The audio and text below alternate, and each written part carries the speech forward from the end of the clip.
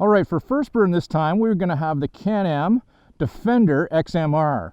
Now, I'm going to hop in this guy and start riding it, but for right now, I'm going to stay out here in the breeze because right there, it is absolutely filthy with mosquitoes. We're here in Calabogie, and this mosquitoes here will actually carry you away. Anyways, as you can see, the XMR is the mud version for the Defender, and it's got the big tires, the winch, and some great colors. It has got everything you need to go into the deep water and mud, snorkels included. You can see behind the roll cage there, but we're not going to do that today because there's just not enough water around here where I'm at. So we're just going to go for a quick trail ride as I get eaten alive by mosquitoes. Anyways, let's get the camera set up and hit the road, or the trail in this case. All right, so here we go. I'm going to hop in amongst the mosquitoes. They are absolutely eating me alive. Come on, start. Let's go. We got to move.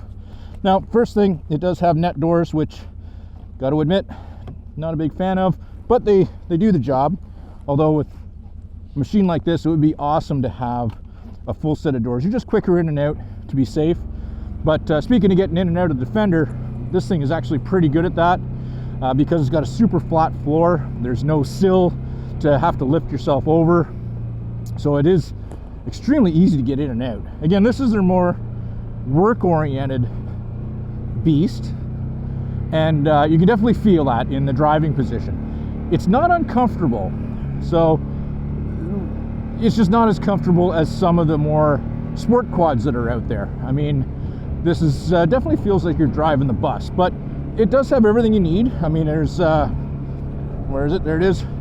You can go full bus mode with the steering wheel straight up like this, or a little bit more comfortable down here. And putting the steering wheel up is nice to get in and out, but you're not going to ride with it up there too often. Anyways, sitting here, it is not a super sporty driving position, but it's not bad. It does have a center console that you can put your water in, another cup holder up there to put water in too. We've got a little cubby hole. I got my camera in there right now. Also, this console in the middle, it does fold up for 3 across seating, but the center person, I mean, it's great for small people. If you got 3 full-size adults, you're going to be, rubbing shoulders a little bit. There's nothing wrong with that. It's definitely nice to have that option to be able to put a third person in the middle, and because you can put a third person in the middle, it's also straight through on the floorboards, so you can actually, it's easy to get in from either side if you need to. On the trails, it's pretty good. You can definitely feel it's got a little bit more work-oriented suspension to it. This thing has got a simple-ish suspension. There's cam adjusters to be able to adjust preload, but that's really about it. Although with something like this, you really don't need much more than that. It does have the dump box on the back, which improves its utility factor by a bunch in my books. I mean, this is a very practical side-by-side if you need to make that argument. But having the dump box on the back, it's nice to be able to do a lot of work around the house, and also the suspension reflects that ability to do work. As you can probably hear in my voice, it's you can feel those harsh hits with the stones as you're riding on this trail. That said, this is a mud version of the Defender, so deep mud and water fording capabilities. Most noticeable obviously is the big tires that are on it, which are surprisingly good. A little lumpy on hard pack surfaces, but overall they do a great job in pretty much all conditions. As you can see, it is kind of dirty already. I'm kind of dirty. We've got this is not the first ride for me on this machine. We did a pretty good ride not long ago, and this thing tackled a very rocky trail surprisingly good, much better than I thought it was going to. These tires I thought were going to slip a lot more on the rocks, but they did a great job of biting in, and we got over almost every obstacle. There was one little rock climb we had to do where I needed to break out the winch and get that done. But yeah, I mean, it worked great. We had a mosquito on my leg. Anyways, the thing worked great. It did a full day on the trail. It's got rock sliders out there, which was not really needed because this thing does have some extra height to it. So we were able to go through this whole trail, and I think we only touched ground once or twice, or touched rock, I should say, once or twice all day. And it worked extremely well. I was very happy with it. Now, if I was doing something like that all the time, I don't know if I would option the mud package that this Defender has, because I think I don't spend enough time in mud. I know some folks out there, you guys and girls, love getting wet and dirty, and this thing will go through water like basically up to here. Well, there's the snorkels are right there, so that's kind of your water limit. I just don't like that. It's not my thing. I just don't like riding through the loon poop, I guess you could say. Actually, that's not too bad. What I really don't like is having to wash it at the end of the day. But this thing, even though it's got the big mud tires on it, speaking of washing, because they're tucked inside the bodywork, it actually stays pretty clean in here and also on the bodywork.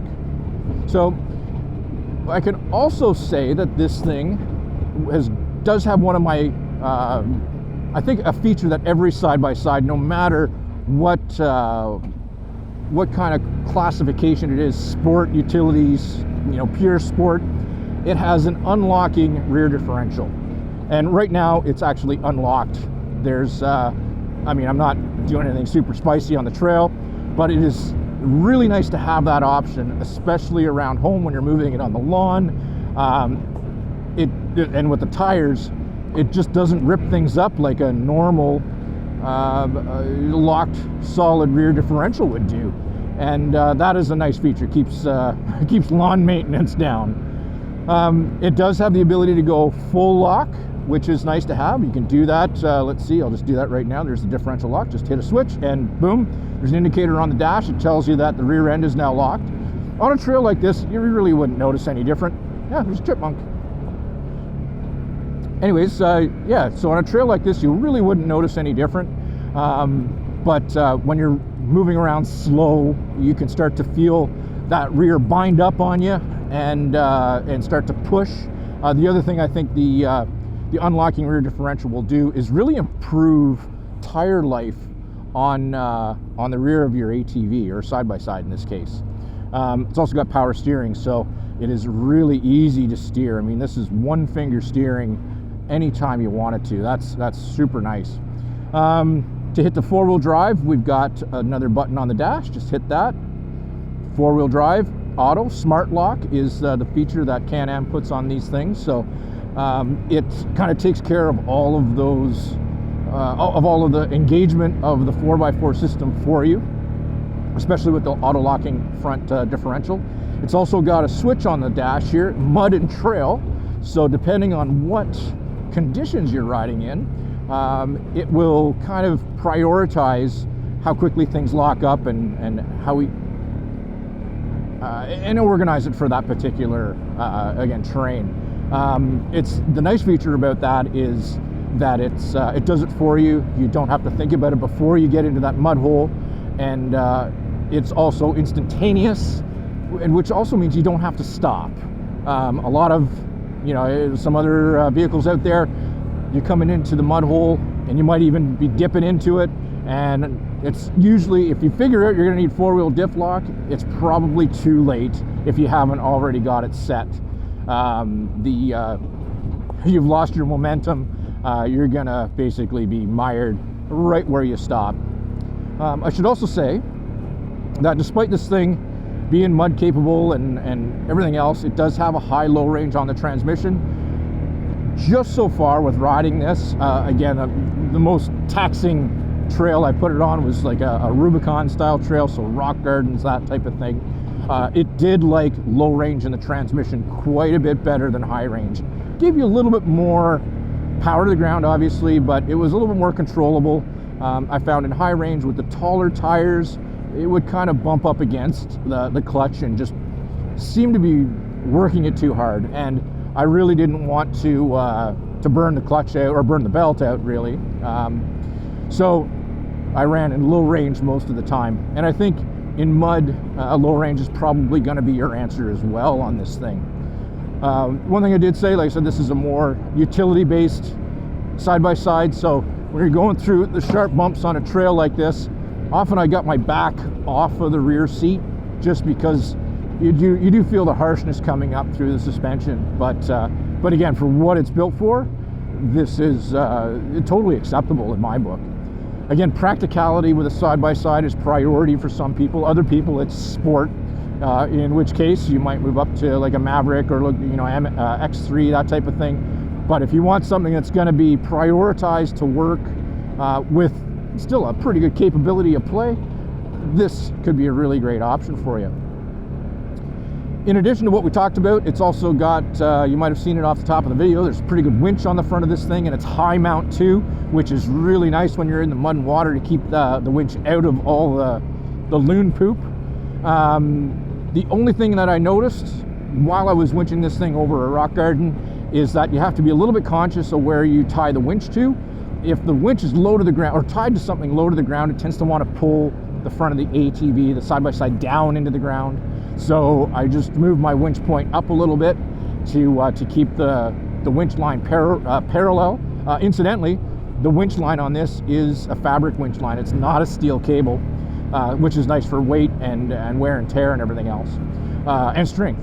But like I said, I wanted to get that winch cable at least parallel to the ground or uphill a little bit, so that meant your pickup point where your winch is attached to a tree or another vehicle needs to be a little higher off the ground.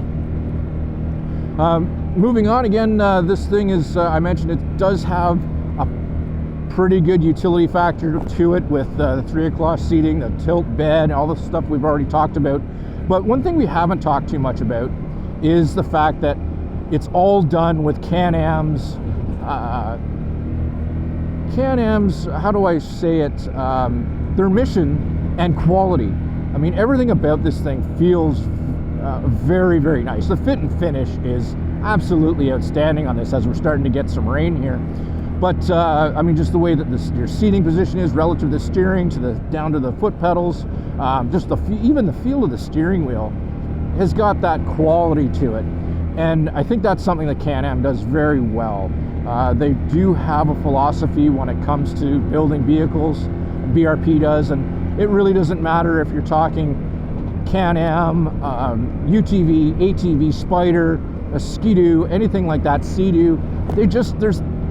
If you didn't have a Bombardier or a BRP nameplate on it, you could look at the vehicle and still kind of know it's a BRP.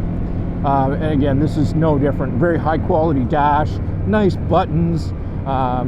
It is a real quality piece of work here. Another little feature too, you might not be able to see it, but there's a removable kind of glove compartment there that you can unclip and take with you. That's a nice little feature to have as well. Again, we're kind of coming to the end of the ride here. If I had one complaint at all that I'd like to see on a side-by-side of this caliber, BRP, if you're listening, I would, that was a little harsh. I would choose to give real doors. Again, there's nothing wrong with the nets. I get it. They're cheap. They're easy to put, easy to use, sort of user-friendly, but just not as user-friendly as a door would be. They got clips on them which are pretty easy to use, but it's kind of like a backpack style clip, and it's a little easy to kind of misjudge entering the clip into the receiver, and it kind of gets, instead of going in nice, it kind of goes in underneath and it gets stuck there. It's a little bit of a pain, but yeah, it's just, if the only complaint I have about this thing is the net doors.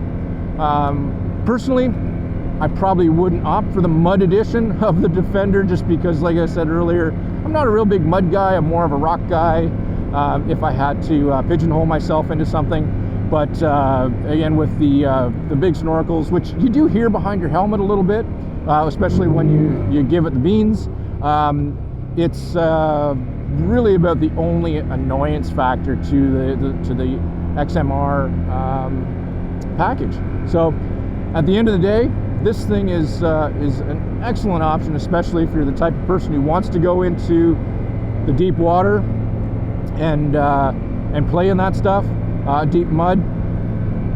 If that's your bag, I think you need to be looking at this as a possible option. Especially, like I said earlier, if utility is a factor, because this thing brings loads of it. Did I mention it's got a really cool green? I like it.